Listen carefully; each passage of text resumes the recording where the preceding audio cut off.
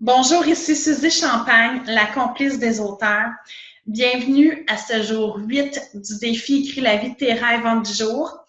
Aujourd'hui, on est déjà rendu au 5e arrêt du défi, que j'appelle tout simplement, c'est le dernier arrêt, c'est le plus important, je l'appelle tout simplement « Vol, papillon, vol ».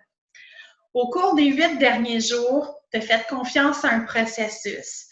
Tu t'es laissé aller bavard dans l'écriture inspirée, tu t'es évadé l'esprit, tu as décroché de la routine, tu t'es reconnecté à l'essentiel et tu as trouvé des moyens pour être capable d'avancer d'un premier pas. Aujourd'hui, dans cet arrêt, au cours des 2 prochains jours, je vais t'inviter de passer d'une chenille qui a évolué, qui a dormi dans un beau cocon douillet tout au long de l'aventure et de te préparer à devenir un super papillon parce que c'est en devenant un papillon que tu vas finir par t'envoler vers la vie de tes rêves tout simplement. Cette étape de l'aventure est très importante parce qu'avant d'engager un changement significatif dans ta vie, ça va être important de te poser des bonnes questions. Ça va être important de te préparer mentalement avec ton cœur, au niveau de ton corps, à ce changement significatif que tu veux avoir. Aussi, ce qui va être important, ça va être capable de te trouver un pourquoi au quotidien, de continuer à croire à ton rêve d'une façon tellement forte que même si les gens de ton entourage tentent de te démotiver, même si tu es sur le point d'abandonner parce que tu rencontres d'ici à réaliser ton rêve des obstacles qui vont être difficiles à surmonter, en te connectant de la bonne façon à cette 5e étape du trajet, mais tu vas être capable de retrouver la motivation, tu vas être capable de retrouver la force à l'intérieur de toi pour être capable de t'envoler réellement. Donc, le défi d'aujourd'hui, je l'appelle l'arbre à solutions. Et j'ai juste envie de t'expliquer que dans le défi d'aujourd'hui, encore une fois, je vais t'inviter à user de ta créativité, mais pour être capable de comprendre que derrière chaque problème se cache une solution. Moi, j'ai découvert cet exercice-là il y a environ 6 mois dans un groupe à la Maison des mots que j'anime régulièrement les mercredis. Justement, c'est des personnes qui sont analphabètes. Et on a fait cet exercice-là dans le cadre d'un projet de livre qu'on a voulu monter ensemble parce que le groupe, même s'il était motivé à ce projet de livre-là, il y avait l'impression qu'il y avait beaucoup d'obstacles qui faisaient en sorte qu'ils ne seraient pas capables de réaliser ce rêve-là. D'autant plus que, vu que c'est un groupe d'analphabètes, il y en a qui ont énormément de la difficulté à lire, puis il y en a qui sont un petit peu plus avancés, mais que c'est quand même un défi pour eux de lire et d'écrire au quotidien. Donc, avant de prendre ton guide du participant et de pouvoir remplir les cases, je vais t'inviter à faire un exercice qui est très spontané. Encore une fois, je suis vraiment pas bonne en bricolage, mais c'est vraiment juste pour te montrer à quoi ressemble un arbre à solution. Donc, d'une façon très créative, je vais t'inviter à dessiner un arbre. Ça peut être avec un crayon de plomb, un stylo, ça peut être très rapide, comme ça peut être super beau, puis ça peut être quelque chose de très, très créatif dans lequel tu t'amuses pendant des heures. Mais l'idée, c'est de dessiner un arbre avec des racines, avec des branches. Je vais t'inviter à dessiner de 3 à 4 racines et de 3 à 4 branches. Ce qui est important durant l'exercice, c'est de comprendre que le nombre de racines et le nombre de branches doivent être les mêmes. Donc, dans les racines, OK, lorsque tu te connectes à ton rêve, je vais juste t'inviter à écrire d'une façon spontanée quels sont les 3 à 5 obstacles qui t'empêchent de réaliser ton rêve. Qu'est-ce qui t'empêche de faire ça? Est-ce que c'est le manque d'argent? Est-ce que c'est le manque de temps? Est-ce que c'est le manque de ressources? Est-ce que c'est parce que les gens de ton entourage essaient de te démotiver au quotidien? Peu importe la raison, là. Quels sont tes 5 obstacles qui t'empêchent de réaliser ton rêve? Tous tes freins, là, tu les marques en bas. Ça peut même être une croyance limitante. T'es né pour un petit pain, t'es qui toi pour réussir? Ça peut être des gens, ça peut être des ressources, ça peut être des éléments, mais ça peut être aussi des croyances limitantes visées par toi-même. Et pour chaque obstacle qui est dans la racine, dans la branche, je vais te demander de te concentrer sur une solution. Donc, exemple, si une de tes obstacles, c'est que tu as beaucoup de croyances limitantes liées à l'argent, bien, ça se peut qu'une de tes solutions soit d'embaucher un coach pour être capable de travailler ta relation face à l'argent. Si un de tes obstacles, c'est que tu n'es pas bien entouré, bien, ça se peut que dans ta branche de solutions, tu prennes la décision de t'entourer de nouvelles personnes qui vont t'aider à te motiver dans la réalisation de ton rêve. Ça se peut que si ton obstacle, c'est ton travail, mais ça se peut que dans ton arbre à solutions, tu décides de passer d'un employé à 40 heures par semaine et de réduire tes heures de travail à 25 heures par semaine pour être capable justement de consacrer 15 heures par semaine au déploiement de ton entreprise. Donc, c'est toi qui décides. Juste pour te donner des exemples, je vais te présenter, quand moi j'ai fait l'exercice il y a quelques mois, toujours en lien avec mon auberge, je vais te présenter les 4 problèmes que j'ai mis dans mes racines et les 4 solutions que moi j'ai trouvées. Et ça va t'inspirer.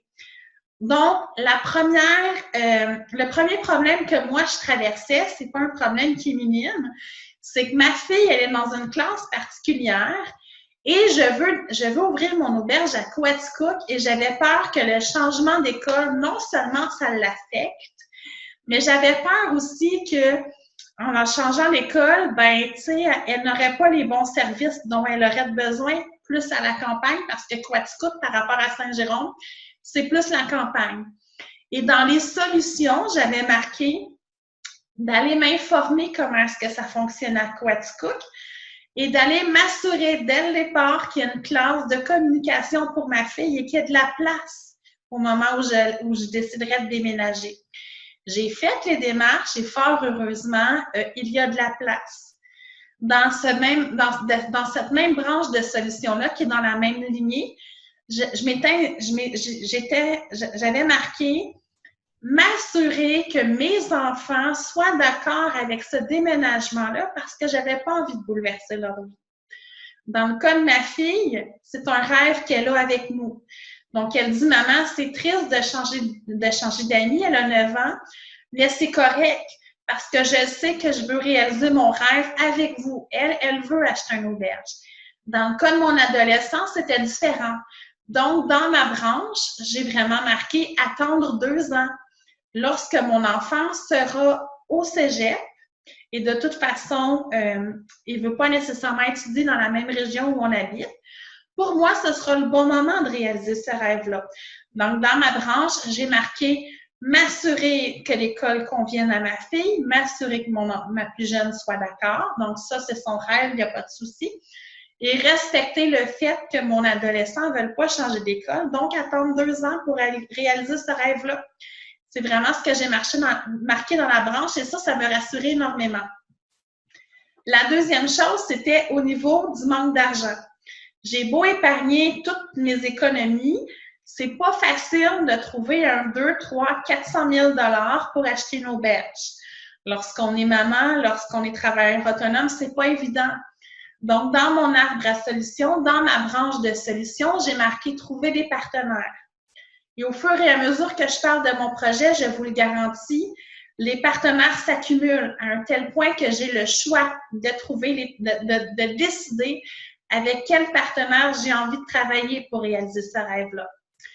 Dans la troisième branche, j'avais marqué je n'habite pas dans la région, donc je n'ai pas de contact.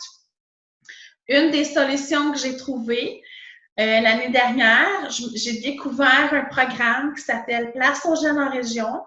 Donc, pendant un week-end, je suis allée à Coaticook vivre un séjour exploratoire qui appelle et j'ai fait plein de contacts dans la région et j'ai découvert ça parce que je me suis dit, c'est pas vrai que ça va être un obstacle, je vais trouver des solutions.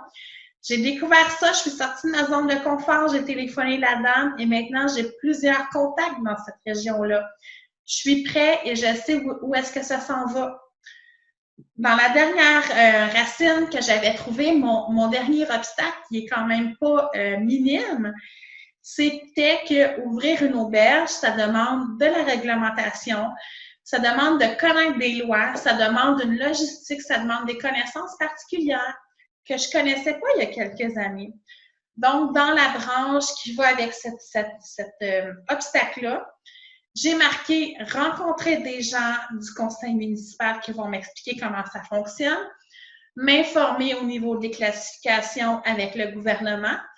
Et j'ai pris aussi la décision, il y a quelques années, de retourner sur les bancs d'école à temps partiel pour aller chercher un certificat en gestion de tourisme.